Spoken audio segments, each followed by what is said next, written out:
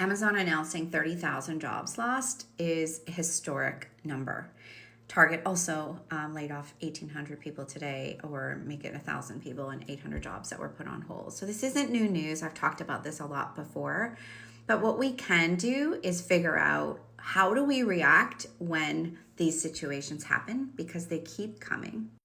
And as uncertain as this feels for anybody who is impacted, it is actually also a moment to reset and to figure out, what is it that I actually want to do with my life? What is the kind of career that I want to design for myself? And that you are looking at this next chapter more from an intentional perspective. Sometimes we are working and we're not necessarily thinking about whether this is our dream job, whether this is really where we want to see ourselves long term.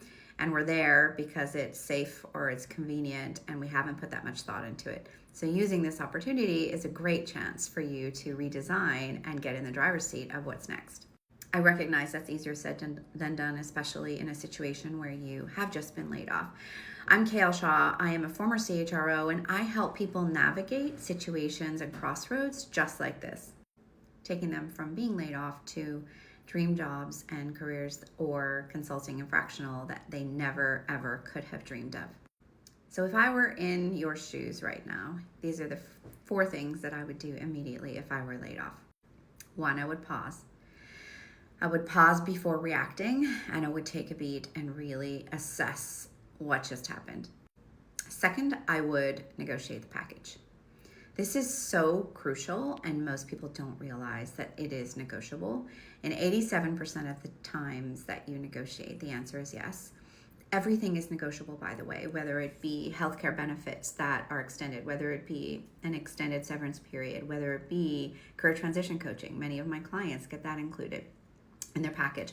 It could also be that there's other professional development included in there. There are so many factors that you can negotiate, and not negotiating is a real miss.